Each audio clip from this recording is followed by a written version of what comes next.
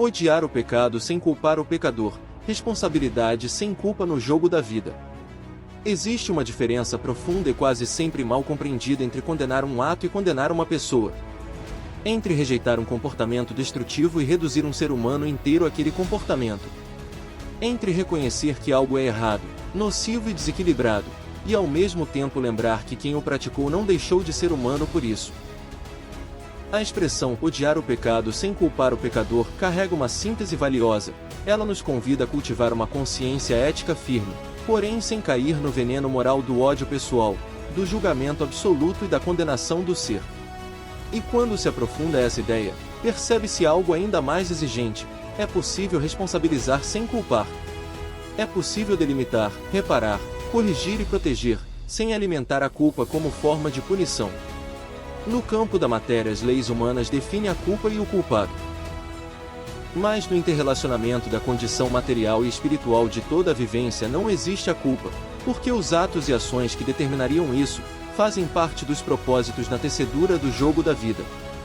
No campo mais elevado do entendimento da vida, poderia até dizer que é um dos últimos conceitos da existência. Superar a culpa como ferramenta de aprisionamento é atingir um estágio mais elevado da consciência no que se refere à essência e os segredos vital. Em muitas tradições, o pecado costuma ser visto como uma mancha ontológica, uma marca que se cola à alma. Mas numa visão mais ampla e madura, o pecado pode ser entendido como desvio de rota, erro de compreensão, desequilíbrio, imaturidade, dor tentando se expressar ou consciência ainda pequena para lidar com a própria força. Ou seja, o pecado não define o ser. O pecado define um estado, não uma identidade. Quando alguém comete um ato considerado errado, há um fenômeno acontecendo ali.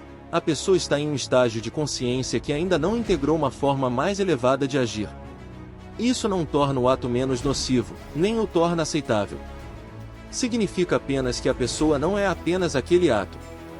E que no propósito da existência faz parte do processo de aprendizado e lapidação do corpo e da alma. E essa é a chave: um ato pode ser condenado sem que se condene a essência de quem o cometeu. A sociedade humana precisa de limites. Precisa de leis, reparação, proteção, consequências e contenção. Isso é civilização. Isso é saúde social. Mas o problema começa quando a necessidade de correção vira vingança, e quando o julgamento vira uma espécie de prazer de se sentir superior.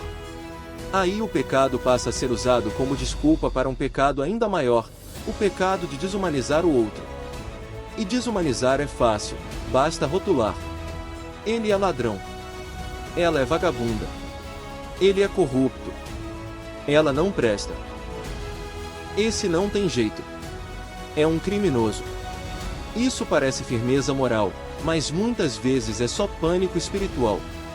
É o medo de reconhecer que o erro vive no humano e que, em circunstâncias diferentes, todos somos candidatos ao desequilíbrio. Responsabilizar é diferente de culpar. A responsabilidade é adulta. A culpa é infantilizada e cruel. Responsabilizar significa reconhecer o dano, apontar a autoria, exigir reparação, corrigir a rota, impedir repetição e estabelecer consequência justa, garantindo que a tecedura do jogo desta vida está cumprindo o processo de expiação. Culpar, por outro lado, significa jogar a pessoa na fogueira moral, humilhar, reduzir o ser ao erro, exigir sofrimento como pagamento, tornar a dor um espetáculo e chamar isso de justiça. Em toda existência, não existe culpa, existe processo. Agora chegamos ao ponto mais profundo do que você pediu, a visão de que não existe culpa no sentido último, porque tudo faz parte dos processos e do propósito na tecedura do grande jogo da vida. Isso não significa romantizar a injustiça, nem passar pano para o mal significa algo mais sutil e mais poderoso. O universo não funciona como um tribunal humano e sim como uma escola de consciência. A culpa é uma narrativa inventada pela mente humana para criar sofrimento moral. O cosmos, porém, é mais funcional do que moralista. Ele trabalha com lei de causa e efeito, com aprendizado, com retorno, com reorganização. O que chamamos de pecado pode ser visto como um nó numa trama, um degrau escuro numa escada ou uma parte do caminho onde a luz ainda não chegou. E se a luz ainda não chegou, O erro surge como consequência natural. Não porque a pessoa mereça errar, mas porque ainda está aprendendo. O mal também cumpre função no jogo da vida. Este é um tema difícil para a moral convencional, mas inevitável para a filosofia profunda. Se a vida fosse apenas um palco de bons atos, a consciência não seria lapidada. É no contraste que o ser desperta. É no limite que a alma entende. É na queda que nasce a necessidade de subir. Por isso, muitos dos atos que chamamos de mal cumprem um papel não como bem, mas como gatilho de crescimento, sinal de alerta, espelho coletivo, chamado de transformação, exposição de estruturas doentes. Mesmo porque o problema não está entre o bem e o mal que em algum lugar do cosmos estão entrelaçados cumprindo a missão da construção e da desconstrução para que tudo esteja em harmonia. Quando alguém erra, esse erro não existe no vácuo. Ele se conecta a uma cultura, uma história, um sistema, uma cadeia de traumas, uma rede de influência ou uma ignorância coletiva. Então, o erro não é apenas o individual, isso seria confortável porque simplifica. Mas é apenas uma parte. Porque o erro maior está no coletivo e um olhar maior reconhece: o pecador é o ator, mas o pecado geralmente está vinculado ao roteiro coletivo. E todos cumprindo a tecedura do jogo da vida. O ódio ao pecado é amor pela vida e a condição da não omissão frente às distopias individual ou coletiva. O ódio ao pecado não precisa ser corrosivo. Pode ser uma postura firme, nascido do amor à harmonia em compreensão do processo da construção e da desconstrução. Você rejeita a mentira, porque ama a verdade. Rejeita a violência, porque ama a dignidade.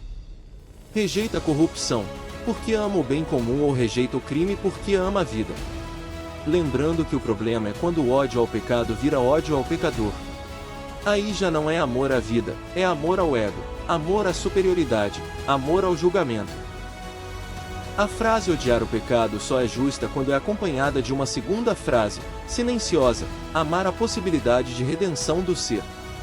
A redenção é inevitável, ninguém fica parado para sempre, vai acontecer em algum tempo, seja pelo amor ou pela dor. A consciência não é um objeto, é um movimento. Hoje alguém erra. Amanhã entende.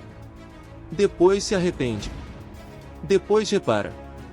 Depois desperta. Alguns levam anos. Outros, vidas. Outros, séculos, no tempo da alma, se você preferir. Mas o princípio é o mesmo. O ser não foi criado para o erro.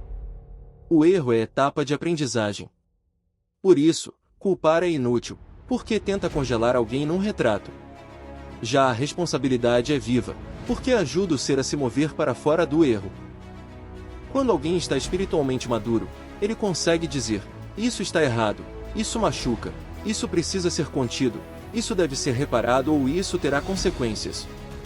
Mas também consegue dizer, sem contradição: você é mais do que isso, você pode aprender, você pode renascer, você pode se transformar ou você ainda pertence à vida. Essa é a postura do sábio, firmeza sem crueldade. A culpa é prisão, a responsabilidade é caminho. O pecado é real como desvio, dano, desequilíbrio e ignorância ativa. Mas a culpa, no sentido absoluto, não é real. Ela é uma construção mental e social que transforma aprendizado em tortura. Ela imobiliza, humilha e endurece. A vida não precisa de culpa para corrigir. Ela usa consequências, retornos, dores pedagógicas, espelhos, ciclos e começos.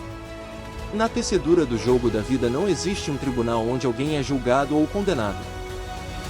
Quando a existência fecha o ciclo, quem avalia suas distopias, superações e continuidade é a expiação e a sua autoconsciência. E na tecedura do jogo da vida a nossa própria consciência é implacável em autojulgar e avaliar a nossa condição. Odiar o pecado e não culpar o pecador é preservar a integridade do mundo e a dignidade da consciência. Responsabilizar o pecador é ajudar a expiação do ato e permitir o renascimento do ser. Porque o ser humano é uma obra em andamento. E todo erro, por mais grave, se torna o início do acerto.